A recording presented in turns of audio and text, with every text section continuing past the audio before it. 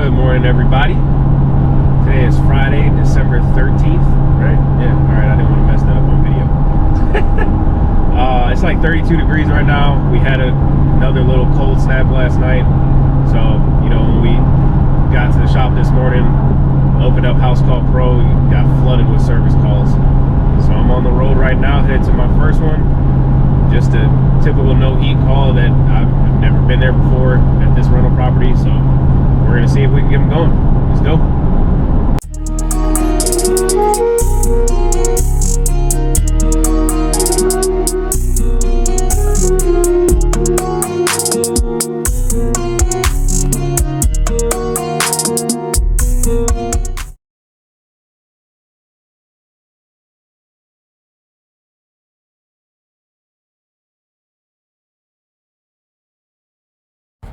So I just walked inside to the tenant's house.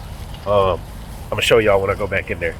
But the thermostat is a Pro T721 2 heat 1 cool thermostat for a heat pump.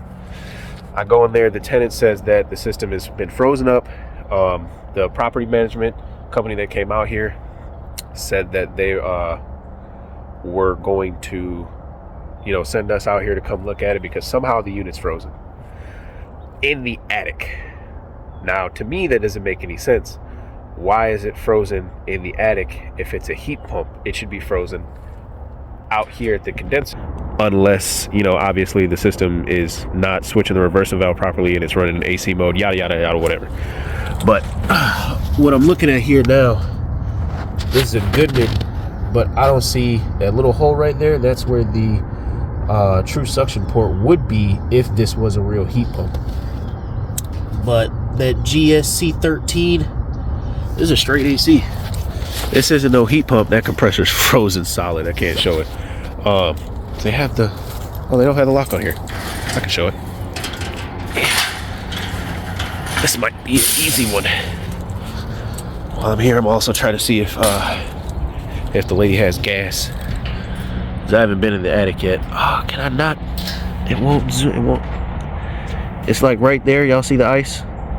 Y'all don't see the ice. This is a terrible camera. Let me go inside.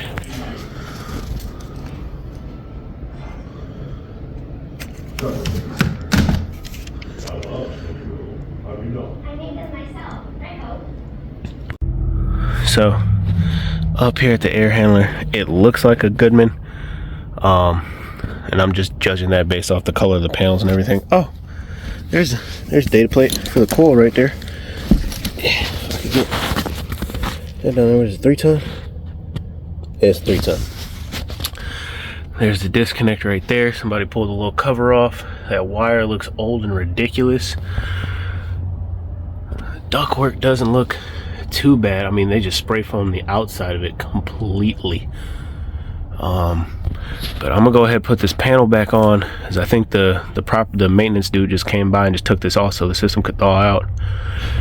And I'm gonna go back down there and put the correct thermostat on. Let's see if I can get over there and show you guys the wiring.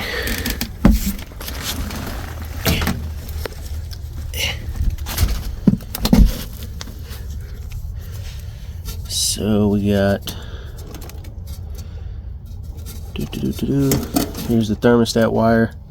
None of the potential reversing valve wires are hooked up. Only thing hooked up is blue from the thermostat, but they're using that for common. So I only have red, white, yellow, green, and blue. Those are my only wires. This is gonna be easy. All right, I'm gonna try to run through this real quick. Here is an identical version of the thermostat that I just took off the wall, the Pro T721. On the one inside the house right now, there's this red jumper right here, but on this one it's gold because this is a newer one. And you notice there's no jumper on these 2 terminals for R. That's because on the back of this thermostat, R is both of these terminals right here. So it would work, it sends, you know, the 24 volt signal to both of those prongs. On the T701s, for the one heat, one cool thermostats, they have the RH and the RC for, you know, let's say you had a boiler that you wanted to use for heat, but then you needed the RC for cooling, whatever the case may be. But the back of this one has to have the jumper in the RC portion, if you're using, you know, like a furnace. But other than that, the back plates are fairly identical. So if you ever run into a situation with these thermostats where somebody just put the wrong one on, you can still use that same back plate. You just have to remove the jumper from here, put the jumper there, and then you could slap the T701 on and it'll work just fine. So that's what I'm about to go inside and do. I've already done the low volt wiring and moved the jumper around.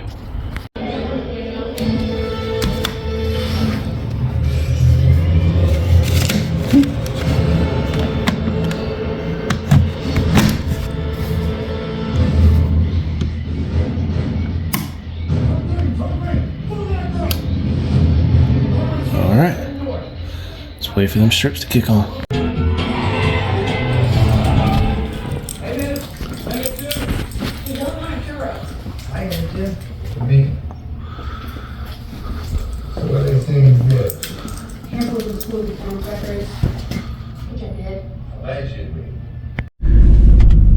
You know, all in all, there wasn't really too much wrong with this aside from just like the incorrect thermostat that was installed. The reason why the unit was frozen is because the system was running with the heat pump thermostat. The Y circuit was energized, so that means the contactor was getting pulled in on this regular condenser, so it was just constantly blowing cold air. Now I understand why it froze, but I guess even with the electric strips being wired in for the backup heat, so when stage 2 on that thermostat would have kicked in, it would have only kicked in for a little bit. It wouldn't have really made a difference because obviously the condenser was making cold air. So that's really what was wrong with this. The house here should have a heat pump. The heat strips that are in there aren't delivering the greatest delta T right now. The air handler is also pretty much over the garage, and then all the ductwork is just shot towards the other end of the house. It's got good airflow. It's just a very long run for most of that just basic electric strip heat to try to warm up. So I'm gonna notate that in the invoice, and I'm gonna head to the next one. Just pulled up to the next call. The tenant's not here, so I had to call the property management. They're sending somebody right now with a key. Odd thing about this one though, I knew when I read the address and I put it in on Google Maps, I was like, I was just here. The maintenance guy came here and diagnosed a bad pressure switch. I got here to quote unquote change out the pressure switch, but I re-diagnosed the unit, found that the inducer draft motor wasn't even running. So I'm not sure how the guy diagnosed a bad pressure switch with the inducer not running, but whatever. Replaced the inducer draft motor. The system began working. It's fairly new. It's not too old. Didn't give any kind of cues or signs that there'd be a crack in the heat exchanger or something or anything along those lines. So I just got my Delta T's and left. Well, silly me, because now they called back again saying that the system's out. So that's why I'm here today. So I wonder if this is a real callback or if this is just some kind of nuisance issue, but waiting on one of their maintenance guys to come over here with a key to let me in. So playing the waiting game. Cue the Jeopardy music.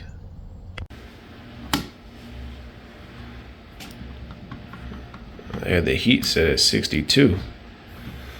I wonder if the thermostat is going through like a scheduled thing where it's programmed and it's just cutting off when they don't want it to.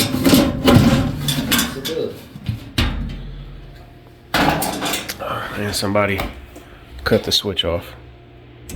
Now I gotta go through the delay. Great.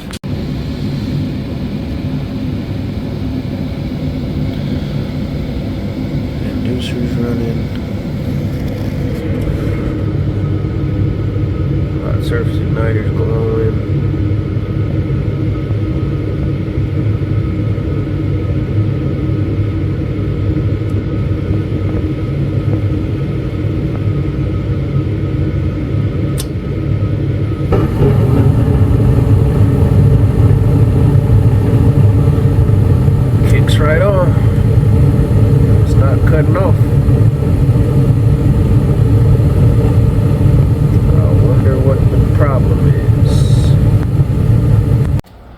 every time I change the number, it'll try to revert back to schedule afterwards.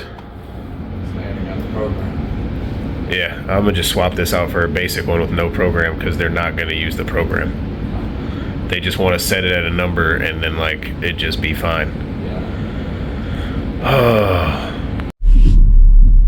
Well, this one was fairly easy. I don't really think there was anything wrong except for the programmable thermostat. I mean, it seemed when I went into the setting, or not to the settings, but to see the schedule on it, the thermostat changes the set temperature in the house at 6 a.m., 8 a.m., 6 p.m., and 10 p.m.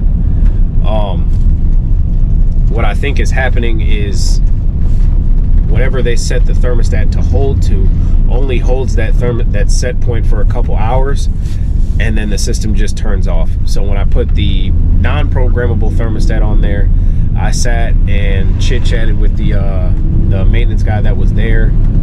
I chit-chatted with him for about 15 minutes straight. 20 minutes after putting the new thermostat on, unit didn't go off.